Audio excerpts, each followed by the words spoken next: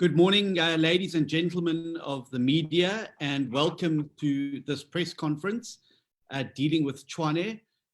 As you know, I'm John Steenhuisen, the interim leader of the Democratic Alliance, and joining me on this press conference today is the DA's mayoral candidate for the Tshwane municipality, and that is Councillor Randall Williams. And I'm joined as well by my colleague in the National Assembly who serves on the Cooperative Governance and Traditional Affairs Portfolio Committee. Is the Deputy Shadow Minister, Cilliers Brink, who was also a former MMC of the city of Tshwane. What has become very, very clear over the last few weeks and months is that the capital city of South Africa is collapsing. In 2016, in the local government elections, the residents of Tshwane voted the ANC government out of office, but they have now, in fact, returned to rule the capital city. In March this year, the ANC provincial government in Gauteng disbanded the Tshwane Council and have placed the city under administration. At the time, Tshwane had no arrear Eskom debt, an unqualified audit outcome for the last financial year, and an operating surplus and a two-notch credit upgrade from Moody's. As a Democratic Alliance saw this as a cynical ploy by the ANC to attain power through the back door, having lost out on the opportunity to win the election in 2016, we have taken action in terms of this power grab. The pretext for the power grab was created by the ANC and EFF councillors who have disrupted meetings, have repeatedly broken quorum, and essentially tried to render the council ungovernable. This was a very clear violation of the statutory code of conduct for councillors who are beseeched in terms of that code to act in the best interests of the municipality and also in the best interests of the residents of Tshwane. It can be of no service to the residents of Tshwane, and it's certainly not in the best interests of the city and the citizens in Tshwane that this state of chaos has allowed to continue for so long, and that it is now the pretext for a power grab which seeks power through the back door rather than doing it honestly and openly in a council meeting. We went to court to overturn the power grab, and in May, the High Court ruled in our favor, and the Judge President Dunstan Mlambo delivered a stinging rebuke of the Gauteng ANC government, as well as the conduct of the ANC EFF councillors. Not only was the decision then overturned, and the decision to disband Tshwane overturned, ANC and EFF councillors were then ordered by the court to attend council meetings to ensure that there was able to be an elected government that could serve the citizens of Tshwane. In all of our actions, in all of our efforts, our primary focus has been on serving the people of Tshwane honestly, diligently, and in a way in which gives effect to the objects of local government set out very clearly in the Constitution. Cilliers Brink is going to be giving an update about where we sit now with the Supreme Court of Appeal and the judgment that is awaited. But it is very important to note that until this battle is decided, the city of Tshwane and its residents has no city council to check on the management of the city, including tenders, expenditures, court cases, and contracts. And we're going to hear a little bit later in this press conference about why this is particularly problematic. I'm very proud of our DA councillors out on the ground in Tshwane who have continued to help communities with service delivery problems and to manage their wards during this COVID-19 pandemic. But at present, they have no legal and official standing, and they are fighting with their hands tied behind their backs. Essentially, the citizens of Tshwane have been denied the avenue of political representation that has been present in every other metro during this particular crisis. In Tshwane, we've also seen what happens in the wake of an ANC power grab, when local ANC bosses cooperate with an ANC provincial government to undo the results of a legitimate election. I'm now going to hand over to Councillor Randall Williams to explain exactly what the situation is on the ground. I'm then going to hand over to Cilliers Brink, who will take us through our expectations of the court case, why we've taken this court case, as well as some other interesting information that has come to light that speaks to the very heart about why this situation simply cannot continue. Over to you, Randall. Thank you, John, and good afternoon, everybody. I think it's important that after 5 months, after being placed under administration for 5 months, just to recap where we were 5 months ago. 5 months ago, we had political instability in the city, but we had a stable administration. Services was being delivered normally. So we had absolutely no problem as far as the administration is concerned. Now, the reasons that the provincial government gave, that the reason why they placed us under administration was the fact that services were not being delivered. However, the full bench of the North Gauteng High Court found that that claim was not true, that services were indeed being delivered. And that's why the decision to place us under administration was overturned. Now, where are we today? Today, the fact is that the city of Tshwane is in crisis because services are not being delivered at all. Far from them improving the situation, they just created chaos. And it seems now that the administrators should be placed under administration. That's where we are at the moment. And if I can just enumerate what the administrators have been up to. For example, they published a budget which was woefully inadequate as far as projections are concerned. That budget was published for public participation and public comment. Yet, when they approved a budget, it was totally different from the one they published for public participation. They were forced to reduce that budget by more than 3 billion rands. They made absolutely no provision for the effects that the COVID-19 pandemic would have on the revenue of the city. Absolutely none at all. And even if you look at the pandemic, yes, in the beginning, the pandemic would have affected the way services are being delivered.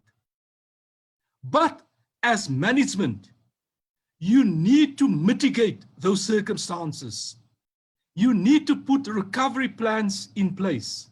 They've done none of that, absolutely nothing. Employees have been sitting at home. The majority of the employees have been sitting at home for more than 4 months on full pay without having to render any service. So you look at what's happening. For example, town planning. No development plans are being approved. Reason being given, the COVID-19, because they're not allowed to touch plans. They're not allowed to touch paper because they might get infected. So no building plans have been approved. The other reason, the strike. So they don't know who's at home because of COVID-19, who's at home because of a strike. There's absolutely no knowledge. So, but end result is employees are sitting at home on full pay with no services being delivered. We've got a customer care email address where if you have account queries, you can forward your account queries to that email address. The customer care address has been disconnected because there's no one available to address the queries. And because they publish a wholly unrealistic budget, they're now issuing massive bills to residents. Residents that used to pay 4,000 rands a month are now expected to pay bills of 32,000 rands. And yet, when the residents try and query that, it is not possible. It's a dead end because there's no one available to answer the call. Absolutely no one. And yet, what does the administrators do? They send them letters of demand, giving them 14 days to pay, and if they don't pay, the electricity will be cut off without any recourse for the residents. Because another thing that the provincial government did when they placed us under administration, they removed all the ward councillors. So there's absolutely no one to interact with as far as the city is concerned. In the past, If you had a problem as a resident, you could approach your ward councillor to assist you to resolve the problem. That avenue is no longer available. And the administrators never put a replacement mechanism in place to address those issues. So now you have residents who phone us regularly to say, we fear they come this weekend, and they love doing this, cutting electricity on a Friday. That's a lovely method that they use. So they know over the weekend you have no recourse. And in any event now during the week, you don't have any recourse either. So residents are appealing to us for help. But unfortunately, there's a very, very limited help that we can avail to residents because we are not formally reinstated as councillors. So you have the electricity outages, waste being dumped everywhere, rates clearance certificates not being issued. So when you want to sell a house or buy a house, that's it, nothing can happen. Everything comes to a dead still. Transactions can't continue. As I said, development is not taking place, which means the city's economy is not going to recover after we've moved to level 2 or level 1. It can't recover without economic activity taking place. So there's also no income, no revenue for the city. So it's a vicious cycle started by MEC Mahile. And then you also have the workers on strike. This issue has not been resolved despite the press statement by the administrators. The administrators made an offer that they will pay 1 year of salary of back pay benchmarking a lump sum by the end of August. The workers want it on Friday. They don't want it at the end of August. So they're still not back at work. The other part of the offer that the administrator made was that the second year, they will pay at the end of the financial year, which is the 30th of June next year. The SAMU is demanding that the payment should be made at the end of this year, 6 months before that. So there's absolutely no agreement yet. No agreement has been reached. So the workers are still on strike. So there's no hope of getting the striking workers back to work. There are no protocols in place to address the COVID-19 pandemic. So normal employees who are not part of the strike are in any event not back at work as well. So these are the things you have going on. Bus services not running. And if they are running intermittently. So the city of Tshwane is in a chaos. And both MEC Mahile and the administrators should be placed under administration. That's the way it seems. Thank you, John. Thank you, Randall. I'm now going to hand over to Cilliers Brink to talk about the legal challenge, what we've been doing to address the situation, as well as an indicator of why there's an imperative to get the situation resolved as soon as possible. Over to you, Cilliers. Thanks very much, John. I think that many folks know the legal history of this case, but it bears a short repetition at this stage, especially as to the meaning of Section 139 of the Constitution, which is in essence your fail-safe mechanism that helps to stop a municipality that is dysfunctional from collapsing before voters have the opportunity to elect a different government at the ballot box. In Tshwane, the Gauteng ANC government invoked the strongest of interventions in Section 139 1AC, which is, of course, the dissolving of the municipal council, and an election has to happen within 90 days. What the Constitution says is that this clause can only be invoked in exceptional circumstances. And if we want to understand what exceptional circumstances are, we need only look at a municipality like Makana, the former Grahamstown in the Eastern Cape, where the local residents had to drag the national government, the provincial government, and the city council to court, kicking and screaming to implement a financial recovery plan. In those circumstances, the High Court found the circumstances exceptional. Makana had loads of arrear Eskom debt, qualified audits, complete mismanagement, breakdown of services, none of which happened in Tshwane. So we have to ask from a legal and a political point of view, why the different standards being applied in Tshwane versus many other municipalities in the country, not just Makana. So this, as John has mentioned, the High Court in Gauteng delivered a stinging rebuke of the ANC Gauteng government, not just MEC Maile, but also the executive of Gauteng. And this includes Premier Makura. And if we look at the process of approving a Section 139 intervention, both the national minister and the NCOP also have a say. So the NCOP MPs who voted in favor of this, as well as Minister Nkosazana Dlamini Zuma, have a lot to answer for. The DA won in the High Court, and obviously the case is now being appealed, and this is the delay. But the DA won another important victory in that, in terms of Section 18 sub 3 of the Supreme Court Act, the High Court said that the judgment given in our favor was immediately implementable. In other words, council had to sit, proceed with its business, and ANC and EFF councillors were forced by a mandamus to participate in the proceedings, which is in itself exceptional, given that a court has to tell elected representatives how to do their job and enforce the code of conduct of councillors. But then the appeal that is currently on the cards is in terms of Section 18 sub 4 of the Supreme Court Act, which is an appeal against the decision to have the judgment immediately implementable. On Monday, there will be a hearing of this matter in the Supreme Court of Appeal. And in our experience, we expect a judgment between 7 and 14 days. So the DA has been fighting this, and we will continue to fight it. But it's important to make the point that it's not just a legal fight, it is also a fight for political accountability. Because the Premier of Gauteng, MEC Maile, and the ANC can't just cause chaos in Tshwane, watch things fall apart, and then have the DA rescue the entire process via legal proceedings. There has to be political accountability in the run-up to next year's election.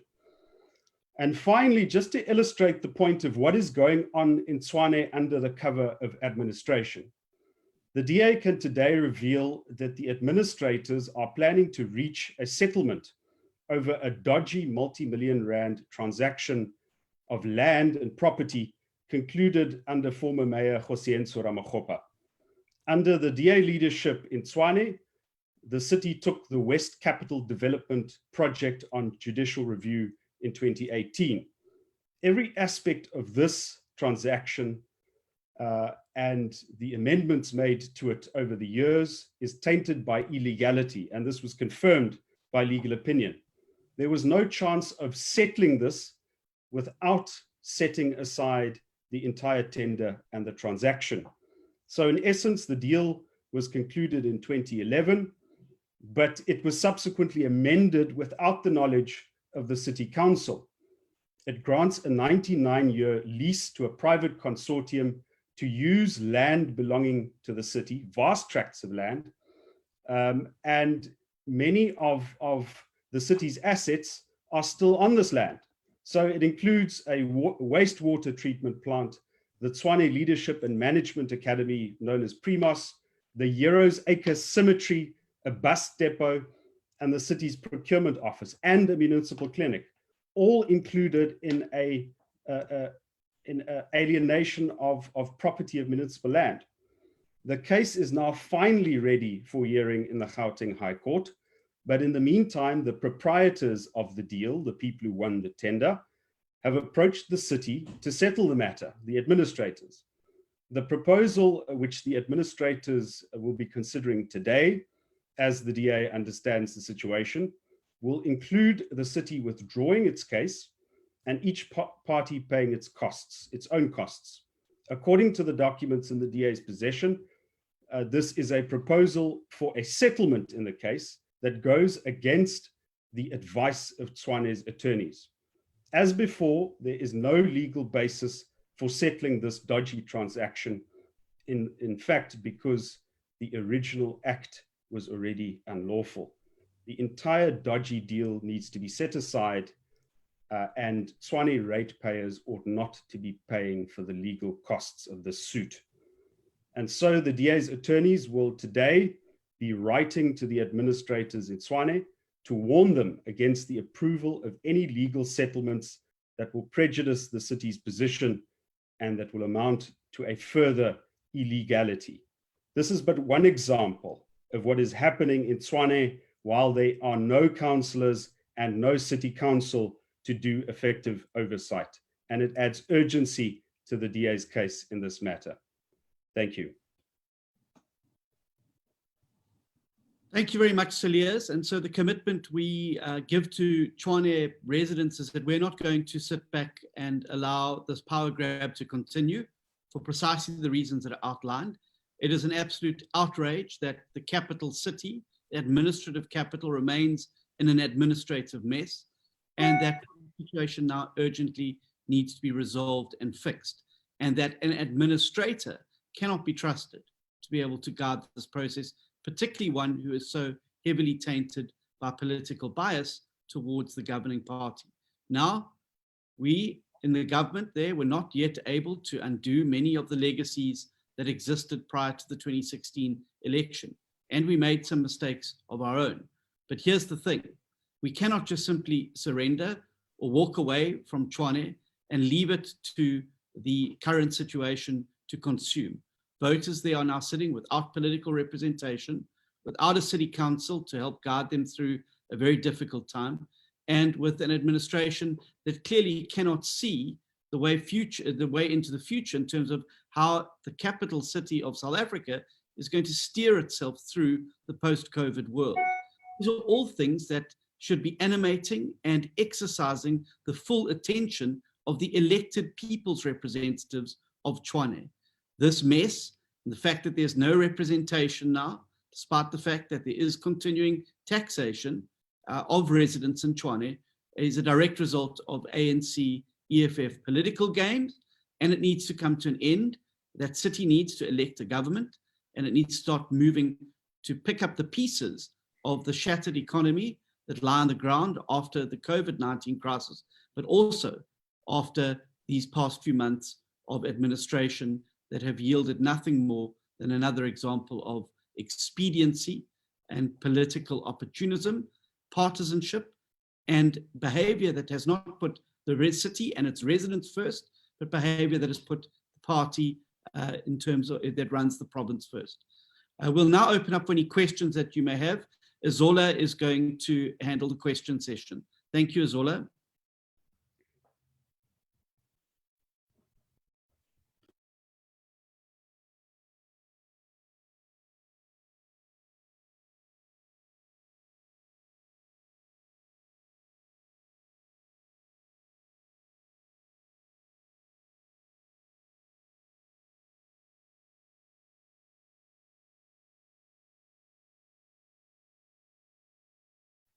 It looks like Zola is having some technical difficulties. So in the meantime, may I ask anyone who wants to raise a question to please put your mic on, indicate who you are and which media house you're from, and to whom your question is directed. Thank you.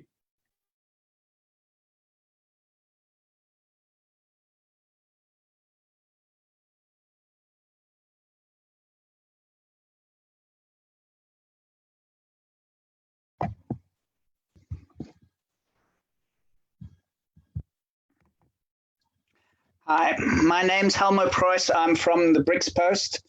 I'm based in Makanda. I'd just like to find out from Cilliers what's happening in terms of the Makanda.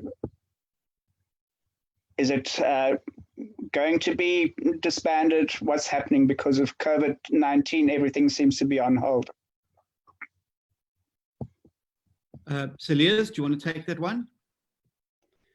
Yeah, obviously the section that was invoked in Makana by court order, not by initiative of the government, as I explained, requires an election to happen within 90 days. Now, obviously, there were delays because the decision was appealed, and it's not clear whether the decision is going to be appealed further. But obviously, we can't have elections at this stage, and so I think the issue of Makana requires a press conference on its own in order to look at all of the intricacies there. But indeed, it remains a question, even if the council is disbanded and re-elected, will it make a difference? And I think the important point is it will only if there is a significant change of leadership. We've seen in other places like Swaziland, many of the same councillors returned, or the same political party returned to power, and nothing changes. So there is a democratic element to this. The law can help to a certain extent. Section 139 is important to stop municipalities from falling apart between elections, but at election time, it's important for the voters to speak and to make sure that responsible leaders are elected. Thanks, Cilliers. Are there any further questions? Yes. Yes.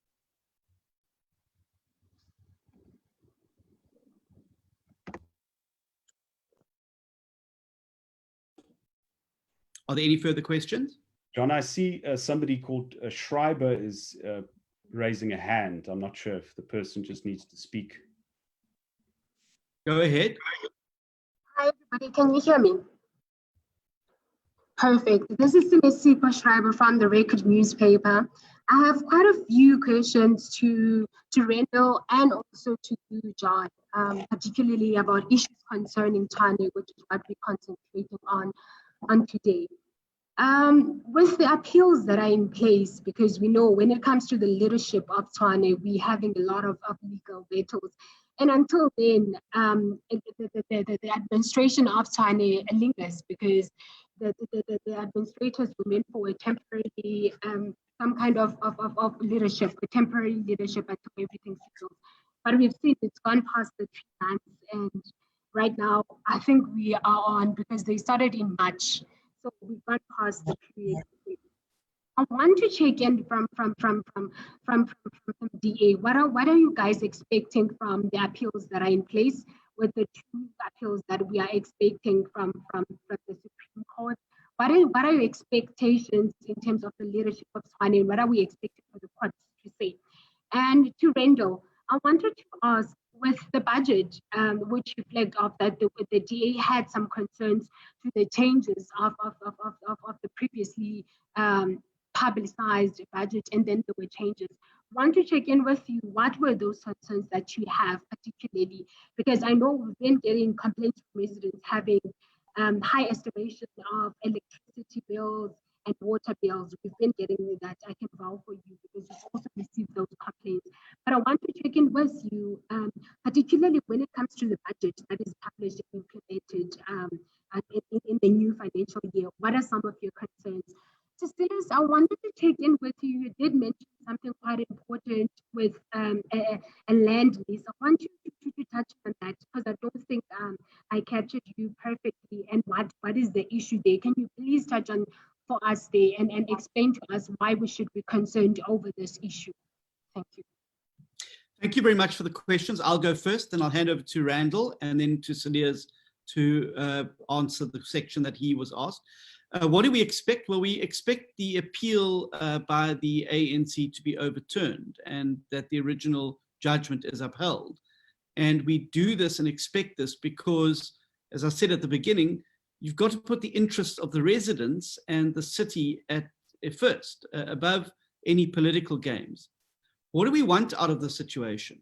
Well, there's 2 things we want. First of all, we want a very clear message from the courts that unwarranted interference by a provincial government in an independent sphere in terms of a council for spurious reasons is not to be tolerated. Why is this important? It is important because, as we see certainly from all real prospects, the ANC is going to lose power in many more metros and many more municipalities around the country next year in the local government elections, to other political parties or to opposition coalitions. What you can't have then is a provincial government headed by the ANC trying to interfere and obstruct those municipalities from performing their functions by abusing sections of the Constitution that are not applicable in these particular cases. So it's going to be a very important case from a precedent perspective in ensuring that when municipalities are, when citizens in a municipality select another party or a group of parties to elect a government there, that government and its independence and its ability to do its job is not unimpeded by a overweening provincial government who intervenes on political grounds rather than on service delivery grounds. So those are the expectations. We want nothing more than to go to a full council meeting. It's what we wanted right from the beginning, to go to a full council meeting, for councillors to come as the people's representatives and elect a leadership of the city. If it is our party, we will take up the reins of government in coalition with others or on our own, and we will start to put the interests of the city first and its residents first. However, if that is not the democratic outcome of that particular meeting, we will respect it and we will take our seats on the opposition benches. That's all we want. We want democracy, the rule of law, and democratic process to prevail in a way that puts the interests of the city and its residents first and puts other considerations after that. Randall, over to you. Thank you, John. I hope I have correctly as far as the budget is concerned. I don't know if there's anything else I couldn't hear clearly. As far as the budget is concerned, it is our view that proper processes were not followed. They published a budget very, very late. First of all, the budget was supposed to have been published beginning of May. They only published it at the end of June, towards the end of June, when we raised it in our court papers, that the budget was not timelessly published for public participation. And another thing they haven't done what we call the public engagements in the wards as far as the IDP is concerned. That's the Integrated Development Plan, where you look at your ward-based projects. That normally results in a wish list. And then what you do is you go back to the drawing board and you see how you can accommodate that wish list. What is affordable? None of these exercises were done. And if you look at their revenue estimates, the revenue estimates are woefully unrealistic. And what they did in the end, the base budget that they published, they actually approved a different base document. So a document that was never published for public participation was in the end approved. So they clearly did not follow proper processes in terms of the MFMA as far as the budget is concerned. So for us, that is a great concern. But obviously we will see the true financial situation once we get back to office. Thank you, John. Cilliers? Thanks, John. So just to give a short background to this West Capital Development Project or land scam, depending on how you would want to characterize it. During the course of 2018, the DA-led administration in Tshwane uncovered serious irregularities in this multi-billion rand property transaction. It was concluded in 2011 when Josienzo Ramogopa, who is now an advisor to the president, was the mayor of the city. Known as the West Capital Development Project, the deal initially involved the sale of 128 council-owned properties to the Tsosoletso Consortium, purportedly to develop student accommodation. It was approved by Tshwane's Municipal Council in 2011, but at the time, councillors were not informed that the land alienated might in fact be needed for the purposes of delivering services. In 2013, the deal was changed to a 99-year lease and its scope was expanded considerably. Council was never informed of this, but the mayor knew about it and the city manager signed the amendments. So, instead of leasing a portion of the remainder of portion 6, which is the technical description, they leased the entire remainder. And as I mentioned earlier, this includes wastewater treatments, the Euro-acre cemetery, bus depot, procurement office, and all sorts of properties really needed for service delivery, now being leased for the benefit of a commercial enterprise without anything accruing to the city by way of benefit. On the face of it, it doesn't seem like any mistake. But just to give you an idea, the rental payable by Tsosoletso is a nominal amount of 100 Rand per calendar year for this entire massive portion of land. For portions to be developed, Tsosoletso rental would be 1% of the development costs of the defined portion of the lease. The city waived all bulk engineering contributions back then payable by the developer. And the city was not allowed to alienate or sell the land without Tsosoletso's permission. So we obtained legal advice back in 2018, confirmed that it was probably a public-private partnership in nature. It required National Treasury to approve, Provincial Treasury. It required a feasibility study to be done. None of this was done. And so the previous administration under Mayor Salim Simanga took this thing to court. And as we speak, the thing is ready to be argued in court, and the city is ready to win and have this thing set aside. But of course, under the cover of administration, somebody has approached the city to make a deal. And that is the document I'm referring to now. It is a settlement negotiation of sort. The problem is that this thing cannot be settled until a court of law sets it aside. You can't settle what is already illegal. And I'm worried that this is a sign that the comrades who were initially involved in putting this thing together are getting the opportunity to make a getaway or to cover their tracks and to let this thing slide instead of getting this land back for the city's benefit. Thanks, John.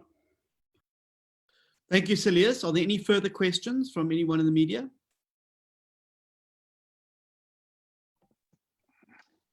Hi, John. It's Hi, Rory.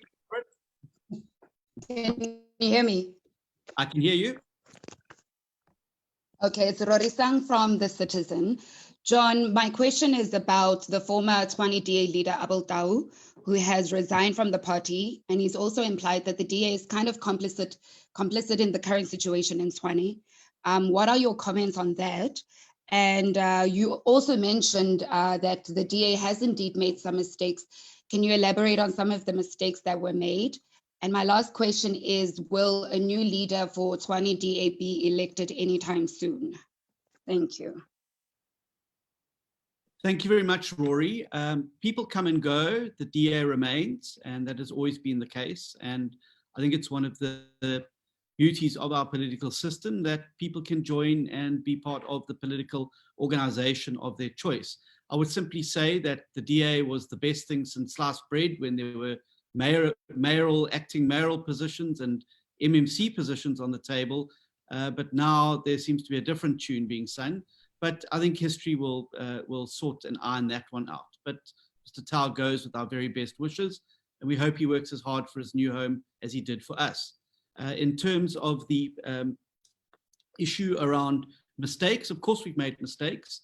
The last 5 years have been a very intensive learning period for all South African political parties, but essentially for us too, in terms of coalitions and coalition management. And I think there have been some errors we've made and some of the coalition decisions we've taken. I also think that, speaking honestly, the situation around the previous mayor was not an ideal situation, and yet we took action on that and have acted accordingly. In terms of a new leader, Randall Williams has been identified and elected through an internal selection process that was free, fair, and open to any candidate who wanted to participate. And he will be the mayoral candidate that would lead Tshwane and a Tshwane government if we were are to prevail at any particular council meeting going forward. Thank you. John, may I just add there as well? There seems to be a misunderstanding. The DA does not work like the ANC. Unfortunately, this was a fallacy that was promoted by Abel Tau and whoever supported him. There's no such thing as a regional leader. In the DA, we've got a national leader and we've got a provincial leader. At the regional level, it is the regional executive committee that leads the region. The chairman of the REC merely facilitates meetings. In our regional constitution, he's got no powers. The power resides with the regional executive committee. So this fallacy that Abel was the leader of the region is not correct. Thank you, John. Thank you. Are there any further questions? Yes, it's from Helmer again. Hi, Elmer. Go ahead. Randall, can you update on in terms of the Tshwane fresh market produce? Is anything happening there? Is it dysfunctional? Okay, I can address.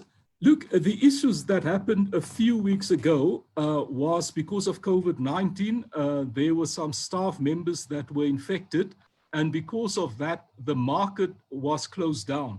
Now, I'm not aware of what kind of protocols the administrators have put in place to address the pandemic.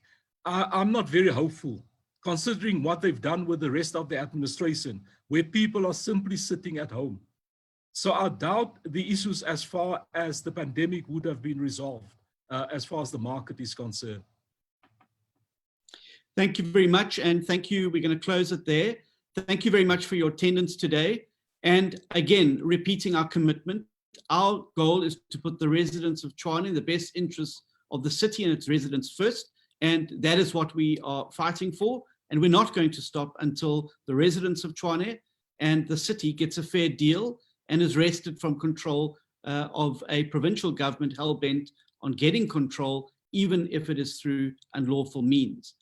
We also believe this is essential given the fact that there is a huge trajectory of recovery that's going to be required in that city. It needs strong, stable leadership that is going to help it recover from the effects of this disastrous lockdown that have been perpetuated on all parts of South Africa by the President and the National Coronavirus Command Council. We saw yesterday, we called quite specifically for this hard lockdown to be ended. It is causing huge devastation in places like Tshwane, but also in other parts of the country. We only hope that the President is going to develop enough of a spine to be able to stand up to his own associates and end this lockdown now and start the path to recovery of the shattered economy. South Africa needs to get working again, and we don't have a moment to lose. 3 million South Africans have lost their jobs. We've lost many, many businesses. Metropolitan areas and municipalities are going to face residential failure and corporate failure, which is going to have significant impact on their ability to be able to service their citizens. These all require strong, focused, determined governments in place, as we've seen in the Western Cape, that are going to allow people to get through this particular crisis. We want that for Tshwane, we want it for the rest of South Africa, and that is our goal. Thank you very much for joining us today, and we'll look forward to updating you again after the court case has been heard. Thanks very much. Thank you, John. Thank you, everybody.